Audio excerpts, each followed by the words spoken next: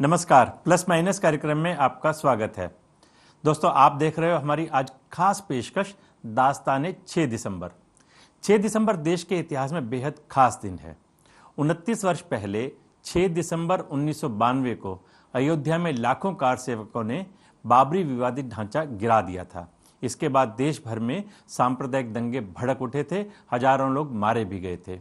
यही वजह है कि बाबरी विध्वंस की 29वीं बरसी पर काशी से लेकर मथुरा तक और अयोध्या से लेकर अलीगढ़ तक पुलिस की सुरक्षा बढ़ा दी गई है। वहीं कई शहरों में धारा 144 लागू कर दी गई है।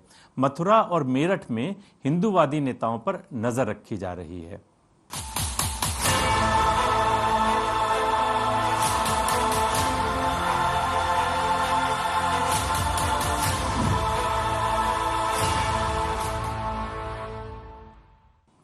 विश्व हिंदू परिषद के अंतर्राष्ट्रीय अध्यक्ष रहे अशोक सिंघल और भारतीय जनता पार्टी के नेता पूर्व उप प्रधानमंत्री लाल कृष्ण आडवाणी ने राम मंदिर के लिए वर्ष 1990 में आंदोलन शुरू किया था। 5 दिसंबर की सुबह अयोध्या में बाबरी विवादित ढांचे के आसपास कार सेवक पहुंचने शुरू हो गए थे।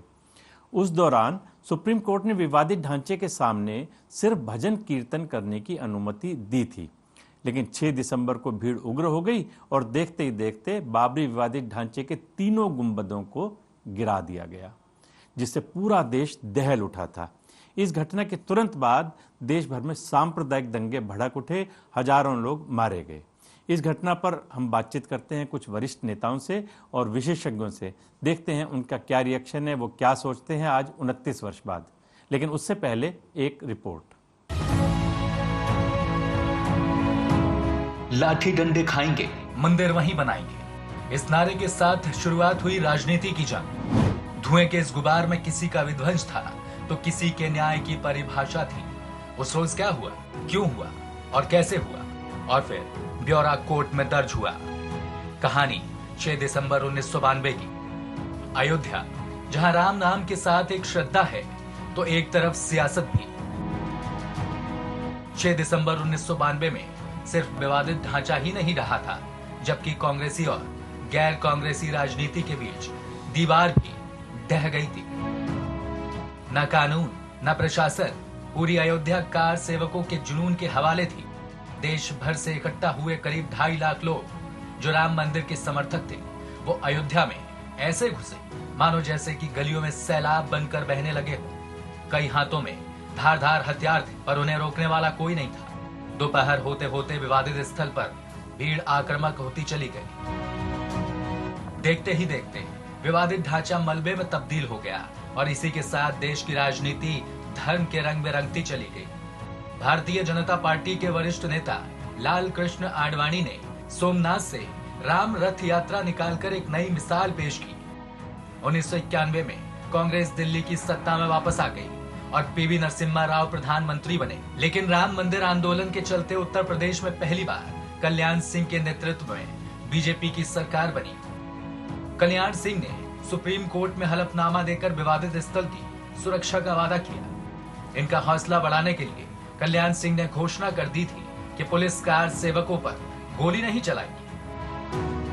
वहीं 1990 में मुलायम सरकार के दौर में कार सेवकों पर गोलियां चलवा दी गई। माना जाता है जब कार सेवक विवादित स्थल में घुसने का प्रयास कर रहे थे, उसी दौरान पीछे से एक ग्रुप ने पेड़ पर रस्सा फेंका और उसके सहारे अंदर जाने की कोशिश की। दूसरी तरफ वीआईपी स्थल के पास तैनात पुलिस ने कुछ देर कार सेवकों को विवादित स्थल की ओर जाने से रोकने की कोशिश की, मगर कुछ ही मिनटों में एक एक करके आक्रामक कार सेवक विवादित ढांचे के ऊपर नजर आने लगे। वहां उन्होंने कई तरह के नारे भी लगाए।